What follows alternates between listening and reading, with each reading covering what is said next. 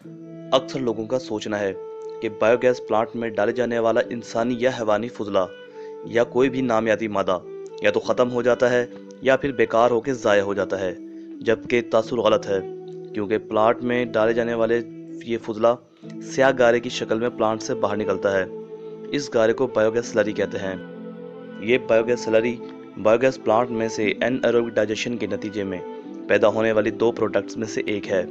Biogas plant में डाला गया हैवानी या इंसानी फुजला और पानी बायोडाइजेस्टर में एनएरोबिक डाइजेशन या फर्मेंटेशन के अमल से गुजरता है। इस डाइजेशन के दौरान ये फुजला 25 से 30% जलने वाली गैस में तब्दील हो जाता है और बाकी 70 से 75% प्लांट से एक गारे की सूरत में बाहर निकल आता है। इसको बायोगैस स्लरी कहा जाता है। जो स्लरी गैस हासिल होने के बाद प्लांट से बाहर निकलती है, इसमें नाइट्रोजन की मिकदार बढ़ जाती है और वो आम गोबर की निस्बत 5 गुना ज़्यादा अफादत की मालिक होती है।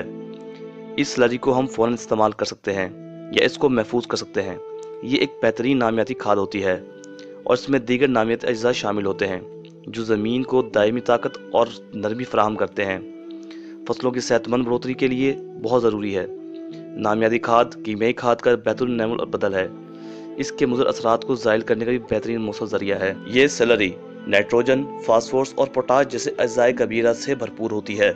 इसके अलावा इसमें अज़ाए सगीरा भी बड़ी मिकदार में शामिल होते हैं, जैसे जिंक, आयरन, मैग्नीज, कॉपर और कोबाल्ट वगैरह, जो कि पौधों के लिए इंतहाई ज़रूरी हैं, लेकिन बहुत कम मिकदार में पौधे को दरकार होते हैं।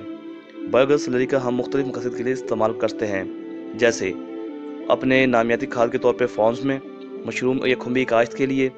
इसके अलावा नेपाल में किए गए मुख्तलिफ तहकीकाती मुतालों से पता चला है कि बायोगैस स्लरी का इस्तेमाल ज़रूरी पैदावार में बहुत ज़्यादा हद तक इजाफे का बाइस बनता है और ये ज़मीन की ज़रखेज़ी को बहाल करता है।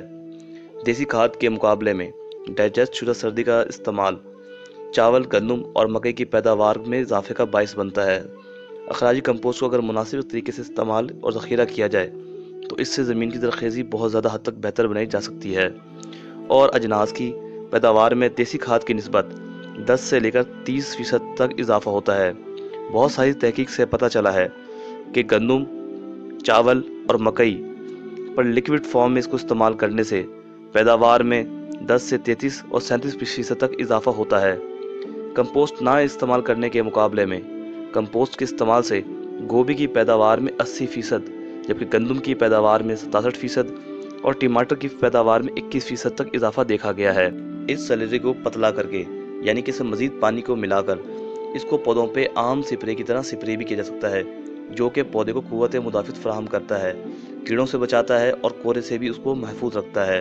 National bureau of environmental protection के हालिया नताइज से ये बात साबित होती है कि जिस तालाब में डाइजेस्ट शुदा स्लरी का इस्तेमाल किया गया, वहाँ पे मछलियों की पैदावार आम तालाब की निस्बत 3.5 गुना ज़्यादा थी, जो कि एक हैरानकुन इजाफे था। Punjab agriculture university Ludhiana, India के फिशरीज रिसर्च कम्प्लेक्स में बायोगैस स्लरी के आम कॉप मछली की बढ़ोतरी बचाव के असरात का मुताला करने के लिए एक तजर्बा किया गया। तजर्बे का नतीजा ये था, बायोगैस स्लरी से कंट्रोल शुदा टैंक में और आम टैंक में मछलियों की बढ़ोतरी का तनासुब वजन की सूरत में 3.54 गुना ज़्यादा था। हालिया तजर्बात से साबित हुआ डाइजेस्ट शुदा स्लरी कपास की मौसमी बीमारियों के होने और फैलने को मौसर तरीके से कंट्रोल कर सकती है।